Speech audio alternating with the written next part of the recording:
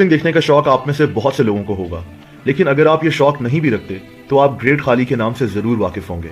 Great खाली, जिनका असल नाम दलीप सिंह राणा है, का ताल्लुक इंडिया से है। खाली रेसलिंग की दुनिया में अपने कद काठ और बेहद भारी जिसामत की वजह से मशहूर है। ग्रेट खाली WWE की दुनिया में एक काफी बड़ा नाम बन चुके हैं, लेकिन बहुत कम लोग ग्रेट खाली की असल कहानी को जानते हैं। इस वीडियो में मैं आपको बताऊंगा कि कैसे सड़क पर काम करने वाला एक मजदूर दलीप सिंह राणा आज दुनिया के मशहूर तरीन रेसलर्स में से एक है। खाली का सफर इंडिया के सूबे हिमाचल प्रदेश के एक छोटे से गांव धीरेना से शुरू हुआ था। खाली एक इंतहाई गरीब फैमिली में पैदा हुए। इनके 6 बहन भाई और भी थे। घर का गुजारा बेहद मुश्किल से होता था। 1979 की गर्मियों में खाली दूसरी क्लास में थे। इनके स्कूल के प्रिंसिपल खाली को रोजाना पूरी क्लास के सामने फीस ना अदा करने के ताने देते थे। एक दिन इनके प्रिंसिपल ने पूरी क्लास के सामने खाली को गालियां तक दे दी और खाली का पूरी क्लास के सामने काफी मजाक बन गया। खाली के पास फीस देने के पैसे भी नहीं थे। इस वाकये के बाद खाली शर्मिंदगी की वजह से कभी स्कूल वापस नहीं गए और खाली ने फैसला कर लिया कि अब ये सिर्फ काम करेंगे और घर वालों को पैसे कमा कर देंगे।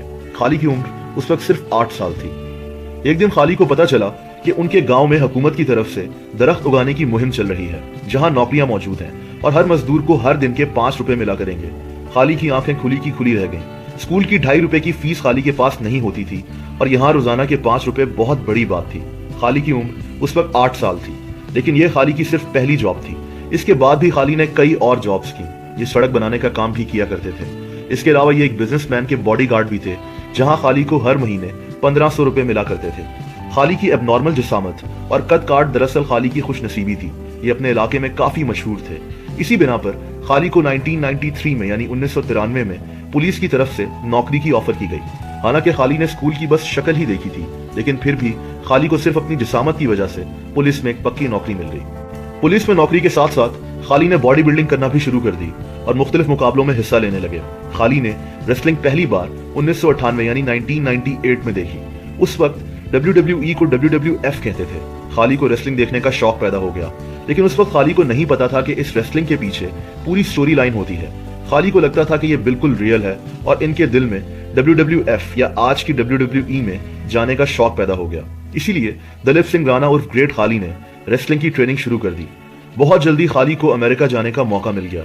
इनके कद और जिसामत को देखकर ऑल प्रो रेसलिंग एकेडमी ने खाली को अमेरिका आकर ट्रेनिंग करने की दावत दी। ये खाली के लिए बेहद मुश्किल वक्त था। पुलिस में अपनी जॉब छोड़कर अमेरिका जाने का रिस्क इतना बड़ा नहीं था, लेकिन वहां पहुंचकर भी खाली की मुश्किलात कम ना हुई। खाली को एक 10 फीट के कमरे में रहना पड़ा, जहां इनके पास बेड तक नहीं था। लेकिन सबसे बड़ा मसला लैंग्वेज का था। खाली को इंग्लिश की ABC भी नहीं पता थी और वहां लोगों से बात करना इनके लिए काफी मुश्किल था।